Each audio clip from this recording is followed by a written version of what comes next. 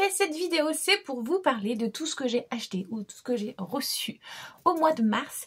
Et on commencerait bien parce qu'on est déjà le 5 et j'en ai reçu quand même pas mal. Je commence tout d'abord avec un service presse que j'ai reçu, je ne sais pas si vous connaissez, mais il y a le site Babelio et tous les mois ils font ce qu'ils appellent une masse critique, c'est-à-dire qu'ils reçoivent eux aussi énormément de SP et ils mettent la possibilité d'en recevoir certains si on participe bien à la masse critique à ce moment-là, puisque c'est à 18 h le mardi, en général le premier mardi du mois, mais des fois ça change de date. Donc là j'y ai participé et j'ai demandé cette fois-ci le genre, identité, Histoire, identité et sexualité de Anne Mitty. C'est un tout petit essai, je m'attendais pas du tout à ça en fait. Quand je l'ai vu arriver, j'ai fait « Ah oui, c'est si petit que ça !» Donc voilà, on est sur un essai, j'imagine, sur le genre et comme il est dit dans le titre, son histoire, son identité et la sexualité. Donc cette thématique-là, en général, j'aime beaucoup. En plus là, on est au mois de mars, donc j'aime bien avoir ce genre de petite lecture. Ensuite, je vous avoue que j'ai fait une grosse commande Amazon parce que je voulais un truc qui est du coup en auto-édition. Donc j'ai craqué mon slip. Là, j'ai fait une grosse commande de suite aussi de manga au passage et de nouveaux mangas. Et donc voilà, là, on est sur un craquage intersidéral. Et on est sur une grosse colère aussi parce que du coup, donc j'ai commandé La Servante de l'Empereur, le tome 1 que j'avais vu passer au mois dernier mais que j'avais pas pris à ce moment-là. Par contre, on en parle de ce truc dégueulasse et de là, je sais pas si vous allez bien le voir, mais voilà. Là, c'est plié. J'étais en mode, je l'ai reçu dans cet état-là. Donc je pense que je vais le lire et je vais le retourner direct en mode vous vous foutez de ma gueule. Je suis pas contente après eux. Mais bon, pour la petite histoire, on est sur l'histoire de cette jeune fille qui fait partie d'une famille. On est, je crois qu'on est en Chine ou au Japon, je ne sais pas, mais c'est pas grave. Et il y a un empereur et celui-ci est un enfant, il a je crois 5 ans. Et du coup il a un régent, mais il y a toute une cour autour qui font plein de complots parce qu'il y a plein de clans. Et chaque clan veut essayer de placer sa fille pour devenir la nouvelle impératrice et pouvoir un petit peu voilà, tirer son épingle du jeu comme on dit. Sauf que cette jeune fille, elle, eh bien elle a 18 ans et le gamin il en a 5. Donc quand elle est mise sur le rang pour devenir la future prétendante, en gros il va faire un petit concours pour savoir laquelle va être. Elle va être là en mode totalement décalé parce qu'elle va entourer de gamines de 5 ans pareil. Elle est en mode mais qu'est-ce que je fais là? Et puis surtout elle n'a pas envie de se marier à un gamin de 5 ans. Donc on va avoir cette jeune femme qu'on va vite découvrir et voilà, j'ai hâte du coup de lire son histoire. J'avais reçu un petit flyer dans les carnets de l'apothicaire qui était un petit texte inédit, c'était le chapitre 1 et ça m'avait bien plu, c'est pour ça que je me suis permis de commander celui-ci même si j'avais dit qu'on se calmait sur les sagas. J'ai commandé évidemment la suite de Arte, du coup le tome 13 et le tome 14. J'ai un petit peu peur parce que là on s'en va dans des bails un peu sombres, donc je suis pas trop contente. Mais si vous ne connaissez pas Arte, on est au 18e si je me trompe pas, on est en Italie à Florence et on est sur une jeune femme qui est une aristocrate mais qui ne veut pas devenir une femme, une épouse et une mère, elle veut devenir artiste et donc du coup elle va se faire embaucher dans un atelier pour devenir artiste peintre et en l'occurrence là plutôt portraitiste et donc on va suivre ses aventures, comment elle va réussir malgré le fait qu'elle soit une femme à se faire une place dans le monde de l'artisanat, de l'art plutôt. Hein. Donc voilà, là on est au 13 et au 14, donc il s'est passé évidemment énormément de choses. Et j'ai très hâte de voir la suite. Pareil, encore une suite. J'ai commandé donc Nina du Royaume aux Étoiles. Oui, du Royaume aux Étoiles. J'inverse toujours. Du coup, le tome 5 et le tome 6, on est sur l'histoire de cette jeune fille qui, à la base, est une pauvre orpheline, mais qui a les yeux bleus. Et c'est une caractéristique très, très rare. Et donc, quand la jeune princesse va mourir suite à un accident de calèche, celui-ci qui l'a, Azur, un des princes voilà, va décider de récupérer cette petite orpheline, de la grimer parce que du coup il va lui mettre une perruque de cheveux roses pour qu'elle ressemble à sa sœur et qu'elle se fasse passer pour la princesse de son royaume car elle doit aller se marier en plus à un autre royaume pour éviter que la guerre ne se produise. Je vous raconte pas tous les tenants et les aboutissants mais on a un big trio amoureux qui va arriver incessamment sous peu. Je vous avoue que pour le moment et l'ayant lu que les 4 premiers, je suis team Azur. Mais je sens que finalement le cœur va aller vers l'autre là. Je sais plus comment il s'appelle, mais c'est typiquement le gars torturé qu'on déteste. Mais bon, on sait qu'il va y avoir un triangle amoureux et que je suis un peu perplexe. Mais bon, je fonce parce que l'histoire est quand même très chouette. Là, je suis un petit peu chafouin, mais j'ai pas trop compris ce qui s'est passé dans ma commande. Parce que du coup, j'ai commandé le 6, 7, 8 et j'ai reçu le 7 et le 8, mais j'ai pas reçu le 6 et ça m'a mis paiement décliné pour celui-ci, alors que je les ai tous commandés ensemble, donc pourquoi il y en a un qui passe pas alors que tous les autres ça passe? j'ai pas compris. Et toutes les autres précommandes que j'ai fait aussi, ma carte est passée et celui-là, enfin bref, j'ai pas compris ce qui s'est passé avec Amazon. De toute manière, je ne cherche plus à comprendre. Donc là, j'ai le tome 7, le tome 8, même s'il me manque le 6. On est sur Sasaki et Miyano. On est sur une romance MM entre deux lycéens. On est sur un jeune garçon qui est hétéro mais fan de boys love, mais genre cliché, et voilà, il adore shipper les gens ensemble et il adore... comment dire, tout rapporter au boys love, au MM, et donc du coup dire qui est dans une relation le dominant, le dominé, nanani, nanana. Et on a du coup l'autre gars qui, lui, pour le coup, est plus dans un stéréotype de grand sportif et tout, très sociable et très social. Et donc voilà, on va avoir ces deux archétypes-là qui vont se confronter et une relation va naître entre les deux. Le premier, là, justement le plus grand, celui-là qui est censé être stéréotypé, sportif, lui va direct comprendre qu'il a des sentiments pour le plus jeune, le plus efféminé, mais celui-ci va lui dire mais non mais en fait je suis hétéro, je suis pas gay, et l'autre il va lui dire moi aussi mais toi tu me plais, et donc voilà, ça fait 5 tomes qu'on est comme ça en mode allez vous sortir ensemble, j'aimerais bien que quelque chose se passe. Là normalement le 6, 7, 8 c'est les derniers tomes, faites-moi une relation bordel. Donc j'ai très hâte de les lire. Donc j'ai commandé une suite mais j'ai vu qu'ils avaient écrit tome 1, donc du coup on a Twisted Wonderland aussi. Je vois que là le haut a mal été... franchement, qu'est-ce qui leur arrive en ce moment? Regardez le haut de Wonderland, il est imprimé là sur le dé. Je suis maudite. C'est pas possible. Il a été imprimé, regardez, et puis même les dorures là, elles n'ont pas été imprimées au bon endroit. Oh, et je suis maudite, comment ça se passe? Bref, c'est pas grave, on va partir du principe que c'est pas grave, Elodie, il y a pire dans la vie. Donc Twisted Wonderland, du coup c'est le tome 1, mais d'un nouvel arc. Dans le premier, on était avec ceux qui font partie, je vous explique peut-être le speech de base, on est sur l'histoire d'un garçon de notre monde, mais qui va être invoqué dans un autre, dans une autre dimension. Il va y arriver comme par magie, justement, et il va arriver dans une école, et cette école, c'est une école un peu particulière, à la Poudlard. Il y a plusieurs maisons avec du coup plusieurs facteurs pour y adhérer, et chaque maison est représentée par un méchant Disney. Donc dans la première arc, dans les 4 premiers tomes, on est avec la maison de la Reine de Cœur, et là dans celui-ci, eh bien, vu la tête du gars, je pense qu'on va être avec ceux qui représentent Scar. Donc j'ai hâte de lire, mais je suis très déçue par cette impression de merde. Donc voilà, on va voir ce que ça va donner, mais on n'est pas content. Ensuite, j'ai aussi commandé du coup Mademoiselle Lapine et le grand méchant léopard. On est sur le tome 3. Pour ceux qui ne connaissent pas l'histoire, eh bien on est sur un monde où il existe des animaux garous, un peu tout le monde est des animaux garous, je crois pas qu'il y ait des humains, en tout cas je l'ai pas ressenti comme ça. Et on va suivre cette jeune fille qui, elle, fait partie du clan des lapins garous. En gros, quand on est jusqu'à 3 ans, on est un lapin, et plus on arrive à se transformer en humain tôt, entre guillemets, plus on est fort.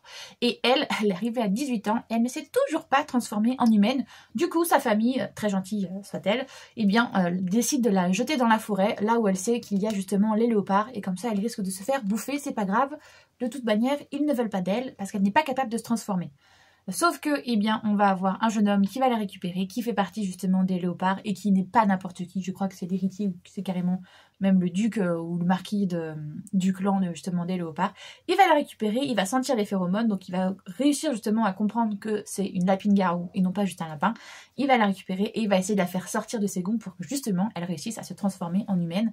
Elle, je vous avoue qu'elle a un peu peur parce que je pense qu'elle comprend pas du tout justement que lui il essaye de la booster, de la retrancher dans ses limites, et elle essaye de faire ce qu'elle peut pour s'en sortir aussi, pour pas se faire croquer parce que c'est quand même un léopard et elle un lapin, donc voilà. Donc j'ai très hâte. La fin du tome 2 annonce justement une révélation, et donc là j'ai très hâte de se lire celui-ci pour voir comment ça va se passer entre les deux jeunes gens. Et enfin, voilà, donc j'ai acheté Easter Egg de Alicia Garnier, qui est un tome 2 du coup. Le premier c'est Santa Secret, on est sur l'histoire de Reed et Holly, c'est une romance et c'est une petite nouvelle, donc ça se lit assez facilement. On a le tome 1 qui est Santa Secret, donc sur Noël, le tome 2 qui, comme vous pouvez le voir, est autour de Pâques, Easter Egg, et le tome 3 c'est Summer je sais plus trop quoi, donc on a le tour de l'été, et le tome 4 c'est Pumpkin je sais plus quoi aussi, donc on sera autour de l'automne, et j'ai très hâte de retrouver du coup ces deux protagonistes, parce que Reed et Holly, très clairement au début on est sur un Rivals to Lover. Ils sont tous les deux dans la même entreprise, mais ils se sont un petit peu crêpés de chignon dès le premier jour, et donc depuis ça fait 7 ans qu'ils travaillent ensemble, mais ils sont pas dans les mêmes comment dire, ils sont pas dans les mêmes départements. Elle est à la compta et lui il est ingénieur, je crois, et donc du coup, ils s'envoient des pics, mais bon, vu qu'ils sont pas vraiment ensemble, ils s'envoient des pics par interférence. Sauf que elle, justement, elle va devenir responsable de son truc, responsable de son département, et lui ne va pas la prendre, et donc il va y avoir plein de petits quiproquos. Ils vont se retrouver enfermés au Santa Secret, la veille ou le réveillon de Noël, enfin je sais plus, ils vont se retrouver enfermés ensemble, et forcément, on est sur une romance, donc vous avez compris ce qui allait se passer. Là, j'ai très hâte de voir ce qui se passe dans ce tome suivant, parce que le tome 1 se suffisait à lui-même.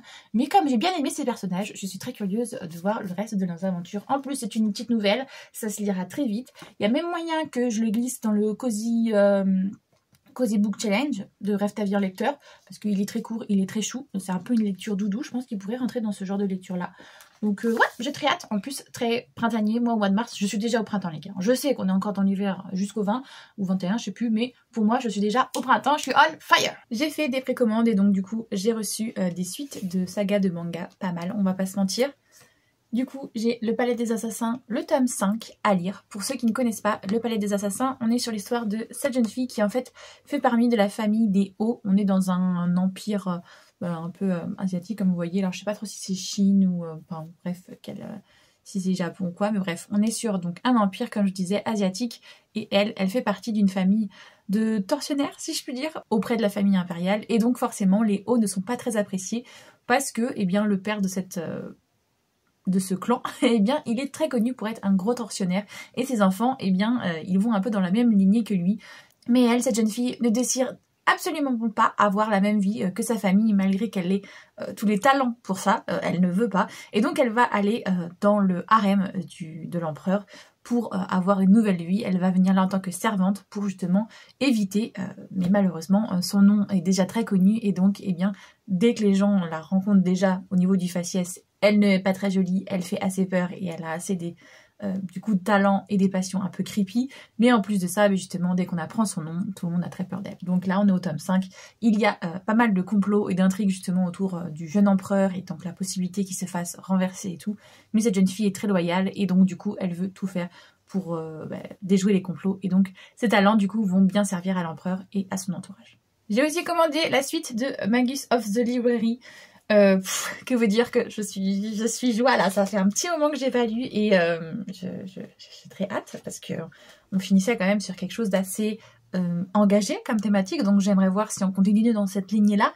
On est sur l'histoire de ce jeune homme qui est un bâtard, il est un demi quelque chose, alors je sais pas trop si c'est demi-elfe, demi-humain, enfin bref. On est dans un monde où il y a plusieurs races, justement plusieurs royaumes, mais on a un royaume qui a eh bien pour livre richesse, et donc du coup on a une bibliothèque centrale, mais voilà, c'est un gros, je sais plus c'est quoi le titre honorifique pour faire partie de cette bibliothèque, mais on a ce jeune homme du coup qui vit dans un petit village où il y a une bibliothèque pour tout le monde et où comme il est un demi-elfe, eh bien il n'a pas accès au livre et donc du coup on ne veut pas de livre dans la bibliothèque, mais lui c'est sa passion et du coup il s'y introduit par effraction et on va découvrir un jour une de ces bibliothécaires qui vient de la Bibliothèque nationale va débarquer dans ce village, va se rendre compte de cette injustice, de cette discrimination et va dire au jeune homme, eh bien écoute, viens passer la formation à la capitale pour toi aussi devenir du coup un scribe royal, enfin c'est pas scribe le mot mais on est dans ce délire là, une bibliothécaire quoi, et du coup c'est ce qui va se passer et on va suivre ce jeune homme du coup dans son évolution, dans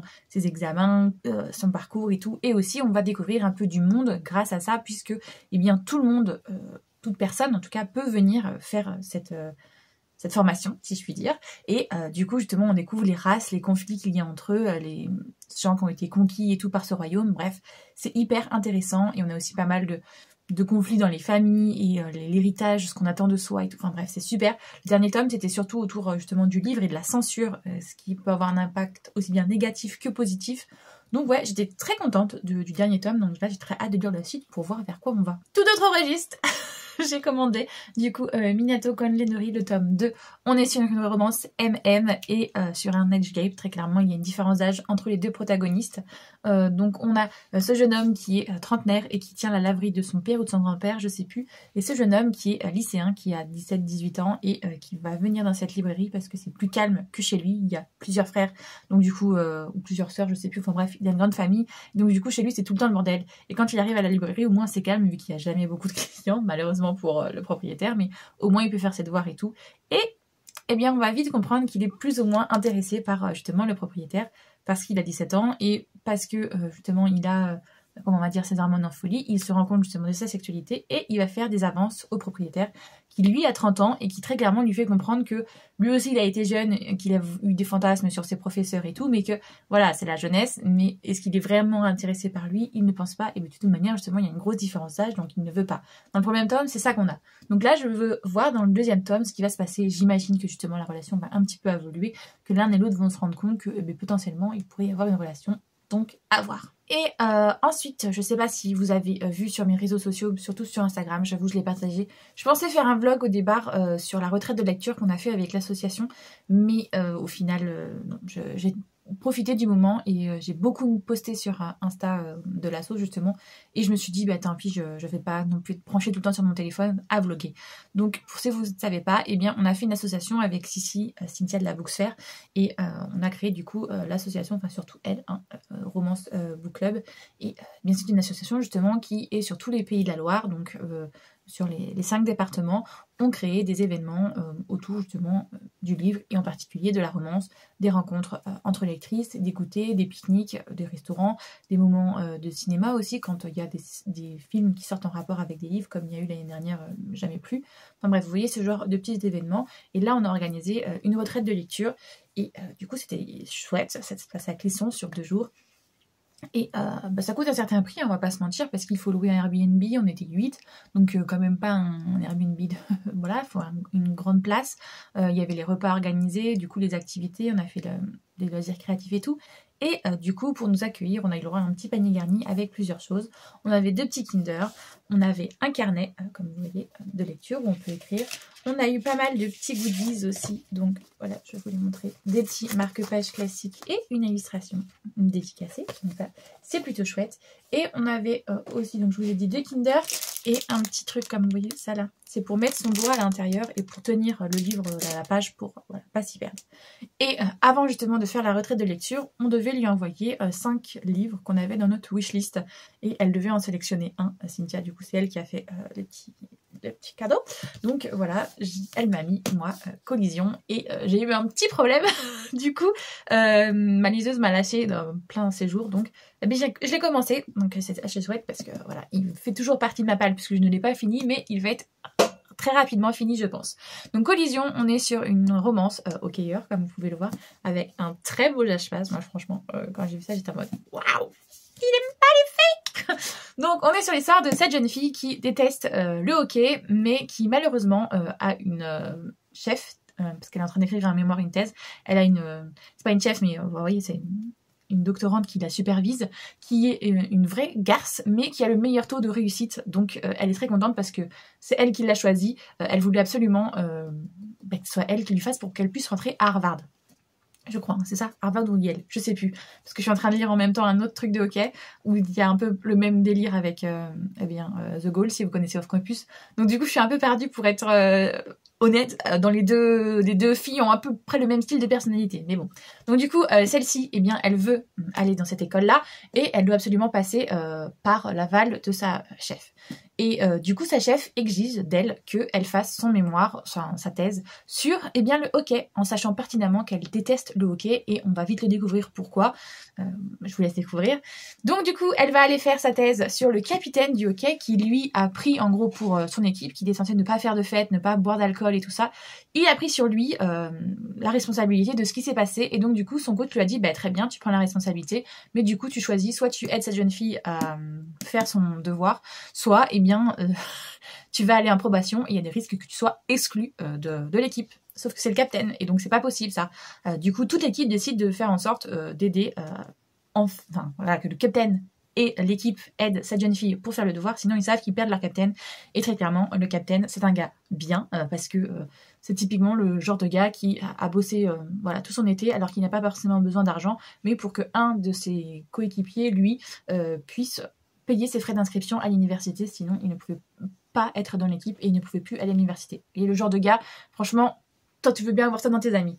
Donc il est assez rigolo, mais en même temps, c'est un hockeyeur, c'est un gars qui est hyper sûr de lui, un sportif, hyper beau gosse et tout, qui a l'habitude d'avoir les filles à ses pieds, on va pas se mentir. Donc entre les deux, ça va créer des étincelles et hâte de voir du coup comment la relation va évoluer. Moi j'en suis quand même à un peu plus de la moitié, non, à peu près la moitié je dirais. Donc je sais comment la relation elle évolue entre les deux, très clairement, et puis c'est une romance, donc on va pas se mentir, il n'y a pas vraiment de suspense. Mais voilà, je suis très contente, il est très beau et pour le moment, il me plaît bien, hein, très clairement. C'est pas un énorme coup de cœur, mais pour le moment, il est quand même plutôt pas mal. Donc ça, c'est ce que du coup Cynthia m'a offert parce que, eh bien, ça faisait partie des petits packs qu'elle a fait pour les retraits de lecture. Mais elle ne s'est pas arrêtée à ça parce que, en plus de ça, on avait vu à Action plein de trucs que je voulais et donc du coup elle en a ramené pas mal. Je sais pas si vous les voyez là, mais il y a pas mal de décorations qui est sortie autour du printemps, de Pâques et tout. Donc je dis rapporte-les-moi. Donc elle me les a rapportés. Évidemment je lui ai fait un virement pour elle ne les a pas achetés. Mais elle m'a aussi du coup acheté des washi tape qui sont à Action. Et donc du coup je suis trop contente. Là ça fait un peu plus planète, witchy et tout. Donc je dis ça. Quand je vais vouloir faire mon journaling pour l'automne, ça va être cool.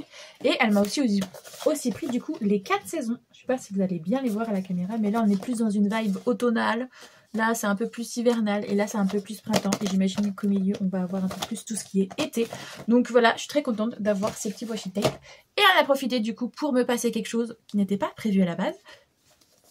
Podam! Voilà, je l'ai vu énormément passer sur les réseaux sociaux et je me suis dit... Ouais, au final, il a l'air pas mal. Parce que j'étais en mode, non, ouais, c'est une énième romantésie. Je sais pas. Mais j'avoue que les retours m'ont grave influencé et qui me fait grave envie. Donc quand elle me l'a passé, j'étais en mode, oh my god, merci Cécile. Donc voilà, Podam, on est sur l'histoire d'une jeune fille qui est héritière d'un roi, mais qui est un roi visiblement qui est un peu en train de devenir zinzing et qui décide qu'elle n'a pas le droit d'hériter et donc il va vouloir la marier à quelqu'un d'autre. Pour qu'elle fasse des héritiers et tout ça. Mais ça va bien plus loin que ça parce que j'ai compris c'est assez creepy et cette jeune fille, malgré qu'elle fasse tout ce qu'elle peut pour retourner dans les bonnes grâces de son père, ça va être un peu tordu dans le sens où, alors je sais pas si j'ai bien compris, mais au final, soit son père va décider de la marier à quelqu'un d'autre, qui est quelqu'un qu'elle ne veut pas épouser, soit son père, je sais pas si j'ai bien tout compris, va décider de se marier avec elle pour qu'elle lui fasse un héritier digne de ce nom. Je crois qu'on en arrive à ce niveau-là de dinguerie. Donc évidemment, elle ne va pas vouloir accepter son sort et elle va tout faire pour, j'imagine, le contrecarrer, en sachant qu'il y a visiblement, je sais plus si c'est une marraine de la bonne fée ou une sorcière, qui est enfermée en haut d'une tour. Donc visiblement, je suppose qu'elle va passer un pacte avec. Et on est quand même, à mon avis, sur un pacte qui va laisser des séquelles. Donc j'ai très hâte de voir comment cette jeune femme va réussir à s'émanciper et... Voilà, j'ai quand même l'impression qu'on est dans un mélange de Podam, de La Belle et la Bête et ce genre de choses. Ah, il y a des cartes, j'adore ça les gars. J'adore quand c'est... Il y a plein d'illustrations, c'est très... Vous voyez, il y a de la mise en page aussi. C'est très chouette, j'aime beaucoup. Donc voilà, c'est un tome 1 par contre. C'est une nouvelle série que je vais devoir commencer. Mince. Bon, qui réussit enfin à en terminer certaines. Eh bien, j'en commence d'autres. Donc les sagas en cours, je pense que on n'est pas sorti du sable. Hey, me revoilà.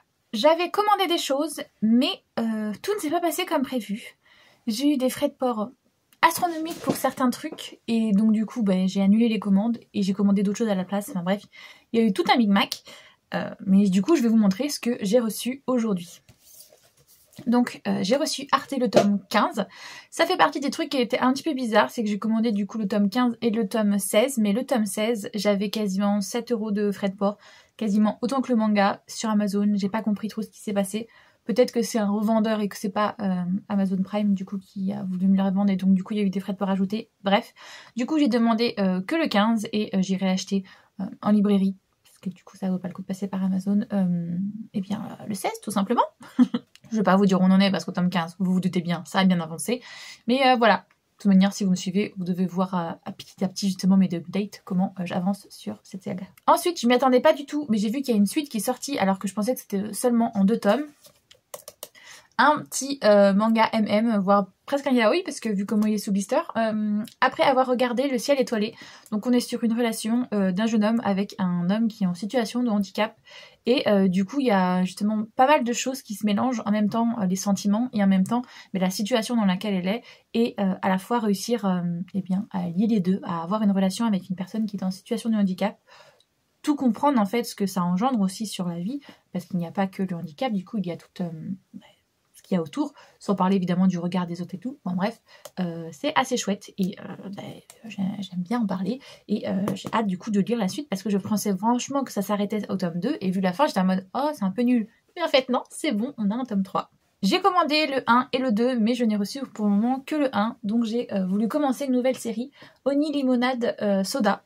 Encore une fois, je me suis fait avoir par YouTube et par mon algorithme, j'arrêtais pas de voir l'animé et donc je me suis dit, autant commencer le manga. Donc j'ai commencé le 1 et le 2. On est sur l'histoire de 2 personnes, si je me trompe pas, qui vont inverser de corps, un truc comme ça.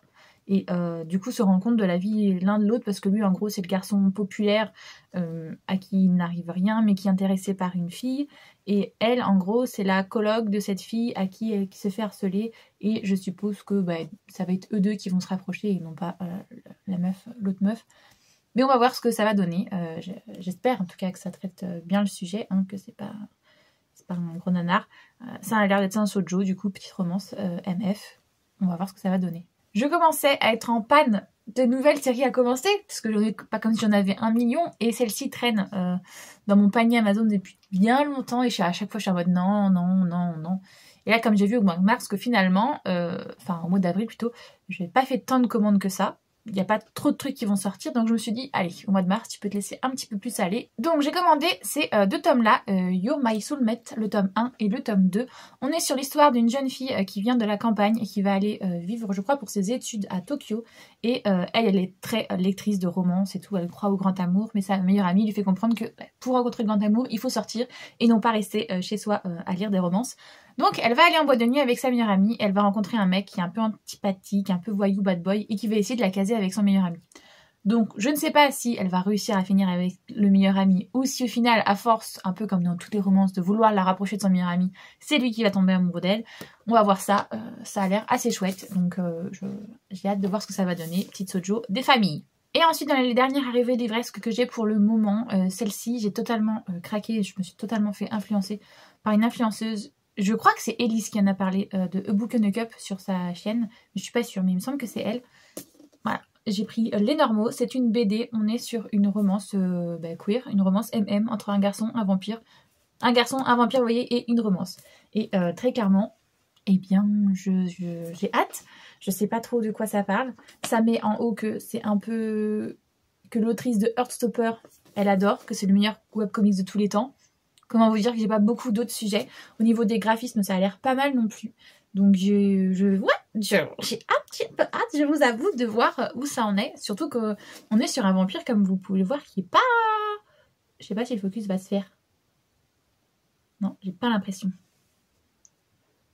Enfin bref, on est sur un vampire qui n'est pas, on va dire, traditionnel. Vous voyez, on n'est pas sur un vampire blanc classique. Là, on dirait presque un orc, le gars. Il a la peau bleue, il a les oreilles assez effilées. Bon, il a les yeux rouges, mais voilà, j'ai très hâte de voir ce que ça va donner. Et en plus, je vois qu'il n'y a pas que eux, il y a aussi un espèce de Frankenstein, donc avec une autre meuf. Pourquoi pas, hein, voir ça? J'ai hâte. N'hésitez pas à me dire, vous, qu'est-ce que vous avez acheté durant le mois de mars. J'adore voir ce genre de contenu, donc... Bon, j'ai à peine temps de faire les courses et de revenir que j'ai déjà un nouveau colis dans ma boîte aux lettres. Donc, je me dépêche là de vous dire du coup qu'est-ce que j'ai reçu. J'en ai reçu 2. Comme je vous ai dit, j'ai reçu la suite de Honey Lemon Soda, donc le tome 2. Je ne vais pas vous refaire le speech, vous venez juste de l'avoir en principe. Et du coup, j'ai aussi reçu Vampire Night, Perfect Edition, le tome... Eh bien 9, on en est déjà à là, et on en est quasiment à la fin normalement, si je ne me trompe pas, il y a 18 ou 20 tomes à la base. Donc à chaque fois en fait on a 2 tomes dans cette Perfect Edition. Donc si vous ne connaissez pas Vampire Night, c'est un gros moment en nostalgie pour moi, puisqu'on est sur un monde où il existe des vampires, mais ils ne sont pas, comment dire, ils ne se sont pas révélés au grand jour. Donc on a d'un côté les vampires et de l'autre côté les humains. Et on suit une jeune fille qui a été adoptée par le directeur d'une école un petit peu particulière, puisque en fait il y a 10 ans, elle a été retrouvée dans la neige. Elle a failli se faire manger par un vampire et c'est un autre vampire qui l'a sauvée et qui l'a mis dans cette école. Et donc du coup cette école a été créée un petit peu spéciale. Il y a la day class, la journée... il y a les humains qui vont tout simplement à l'école, et il y a la night class, et bien là du coup ce sont les vampires, ou les vampires assez nobles quand même, parce qu'il y a des strates en plus dans la hiérarchie des vampires, vont à l'école, voilà, et très clairement, ils ne doivent pas bouffer les humains, on a tout un truc. Et de l'autre côté, on a aussi, du coup, son hôte, l'autre adopté, le frère adoptif, entre guillemets, qui lui aussi a été recueilli par le directeur, mais qui lui, au contraire d'avoir été sauvé par un vampire, les déteste pour la bonne et simple raison qu'il vient d'une famille de chasseurs de vampires qui a été décimée par des vampires. Et donc, du coup, eh bien, le directeur les a recueillis. Et ces deux jeunes gens en servent justement de pions et servent de ligne frontière entre la classe de jour et la classe de nuit, la classe humaine et la classe vampire, très clairement. Et c'est ça, c'est juste le début que je vous ai effleuré. On est vraiment sur le premier et deuxième tome, mais après, on a énormément de complots justement politiques, hiérarchiques et tout, comment fonctionne le monde et qui est qui, les identités. En fait, on découvre des choses de ouf à chaque fois sur les gens. Donc voilà, ça c'est un très vieux, enfin très vieux, non, mais c'est surtout un petit attente nostalgique avec des graphiques bien spécifiques et tout. Donc voilà, j'espère replonger dedans, mais en même temps, quand je replonge dedans, je me rends compte que c'est nostalgique, mais en même temps, c'est un peu spécial. Je me suis dit, waouh, l'auteur à l'époque était vraiment sadique et n'épargnait vraiment pas son lectorat par rapport à maintenant. On peut avoir des trucs un peu plus smooth, ou voilà, mais là, j'étais en mode, j'avais oublié à quel point c'était hard. Donc voilà, très hâte de le lire, mais en même temps, un petit peu craintif parce que c'est pas une lecture doudou. J'ai tout d'abord reçu, eh bien, Spy X Family, le tome 14, que j'attendais, je vous avoue, avec une grande impatience, parce que à la fois on a très envie de savoir comment se déroule la suite, et à la fois j'ai l'impression qu'il nous les distille les informations au compte-gouttes. Donc j'aimerais voir, voilà, comment ce tome va avancer. Si vous ne connaissez pas Spy X Family, on est sur l'histoire de deux royaumes, deux pays, on va dire, qui s'affrontent. On a le pays de l'Ouest et le pays de l'Est, et très clairement c'est une histoire d'espionnage, de contre-espionnage. On va suivre plutôt eh bien, un agent qui s'appelle Twilight, qui est le meilleur espion et qui va devoir faire une mission, mais pour cette mission il doit se constituer une famille. Donc il va adopter une jeune fille, mais qui ne se rend pas compte, en fait elle vient d'une expérience, elle a des pouvoirs de télépathie, elle peut lire dans les pensées. Il va rencontrer une jeune femme qui va lui dire, bon écoutez, est-ce que vous pouvez devenir la belle-mère de ma fille pour voilà, un peu sa stabilité émotionnelle. Sauf qu'au final, il ne s'en rend pas compte, mais elle aussi, c'est une mercenaire qui travaille pour le compte de l'État, et il va adopter un chien, et ce chien aussi fait partie d'une expérience, et lui, il a une espèce de prémonition à court terme, en fait. Donc voilà, c'est assez folklore, c'est une comédie, hein, très clairement, on n'est pas sur quelque chose de très réaliste et tout, mais ça fait du bien, c'est comique, et c'est tout ce qu'il faut en général pour passer un bon moment. Et ensuite, j'ai reçu encore autre chose, Business Proposal, le tome 4. Donc je suis très contente et j'ai très hâte de lire.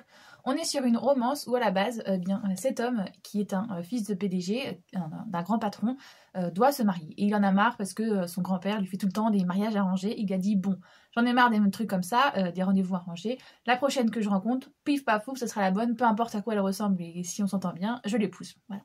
Donc son secrétaire, qui est juste là, le prend au mot, sauf qu'il ne s'attendait pas à ce que devant lui, ça arrive une femme qui est totalement vulgaire, qui se comporte très mal, mais qui le fait extrêmement rire, et on découvre qu'en fait, eh bien, c'est pas la vraie fille avec qui il devait avoir un rendez-vous arrangé, qui est elle aussi une héritière d'un gros groupe, mais c'est une de ses amies qu'elle a envoyée justement parce qu'elle aussi en a marre des rendez-vous arrangés, et donc du coup, elle a envoyé une de ses amies, mais ce qu'elle ne savait pas, c'est que celui-ci est son employeur. Elle a voulu rendre service à sa pote en disant, bon écoute, tu veux pas aller à ton rendez-vous d'arrangé, ok, j'irai à ta place, mais elle ne savait pas que le rendez-vous arrangé était avec son patron. Donc du coup, elle se retrouve à devoir faire semblant, voilà, et c'est assez drôle, parce que du coup, lui décide de l'épouser, parce que comme il l'a dit, peu importe qui se présente devant lui, il va l'épouser, sauf qu'elle, elle se rend compte du malentendu, et elle est absolument pas d'accord. Et à contrario, eh bien, on va avoir le secrétaire qui justement va avoir des atomes crochus avec la meilleure amie, du coup, l'autre héritière. Donc voilà, ça, à chaque fois on a plein de quiproquos et tout, mais c'est génial, les deux relations amoureuses avancent. Donc là, j'espère que dans celui-ci, on va avoir un petit coup de boost, parce que ouf, des fois il y a plein de quiproquos justement, et c'est un peu saoulant, mais en mode, allez les gars, on passe la seconde là. Donc voilà, j'ai hâte de lire, et comme classique, hein, les webtoons, c'est toujours en même temps graphiquement très joli, donc on est très content, et on a hâte de lire la suite du coup. Normalement, c'est tout ce que je reçois pour ce mois-ci, parce qu'il me reste une semaine, mais normalement je crois pas que j'ai commandé autre chose, donc en principe, je n'en recevrai plus. Donc on va arrêter cette vidéo-là. J'espère qu'elle vous a plu. Si vous aussi, vous avez fait pas mal d'achats, n'hésitez pas à me le dire en commentaire. Si vous êtes trop timide, vous pouvez mettre des piles de livres ou alors des dollars qui s'échappent. Voilà, ça aide beaucoup pour le référencement. Si vous avez aimé la vidéo, vous le savez, hein, n'hésitez pas à liker. Ça aussi, ça aide. C'est génial. Et puis si vous souhaitez voir le reste de mes vidéos, n'hésitez pas à vous abonner. Moi, j'espère que tout va bien pour vous, que vous passez de bons moments, que vous faites de bonnes lectures. Et je vous fais tout plein de gros bisous.